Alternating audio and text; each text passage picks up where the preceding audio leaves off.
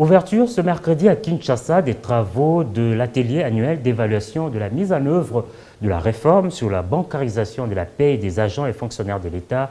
Un troisième exercice annuel qui doit sans complaisance faire l'autopsie de la situation et formuler des recommandations en vue de la consolidation de cette bancarisation pour une bonne compréhension de tous.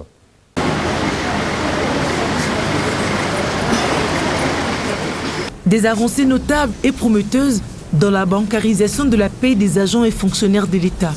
Grâce à cette opération, le nombre d'intervenants entre les salariés et la banque est passé de 4 à 1, offrant aux salariés l'accès au crédit sans exigence de garantie. Seule la domiciliation des revenus joue.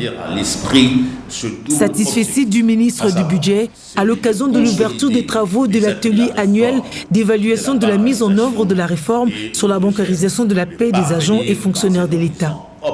L'objectif de la bancarisation de la paie est la maîtrise des effectifs et de la masse salariale des agents et fonctionnaires de l'État.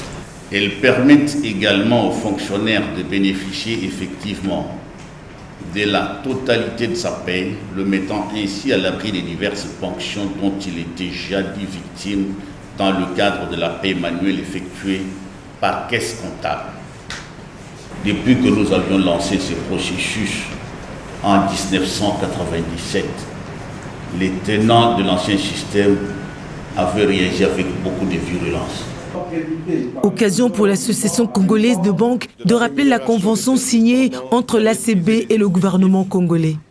Les 14 banques qui participent à ce processus par volontariat perçoivent l'équivalent en francs congolais de 2,60 $ par mois et par agent réellement payés dans les sites à accès facile et 5,30 $ équivalent en francs congolais par mois et par agent payés dans les sites à accès difficile. Avec une note B sur une échelle de A à D suivant la méthodologie PEFA et une note de 5 sur une échelle de 1 à 6 selon les normes du Bureau indépendant de l'évaluation, le CSP reste optimiste, même s'il ne reste pas moins que des réclamations émanant aussi bien des agents de l'État que des opérateurs de paie continuent d'être enregistrés.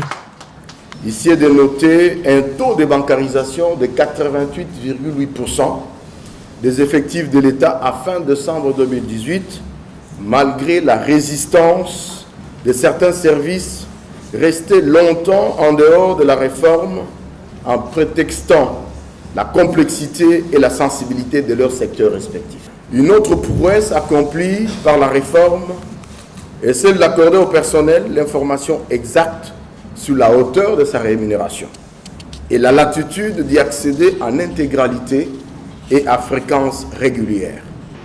Le gouvernement, qui ne jure que sur l'amélioration de la situation socio-économique des agents et fonctionnaires de l'État, attend à l'issue d'un état des lieux sans complaisance au cours de cet atelier des recommandations adéquates.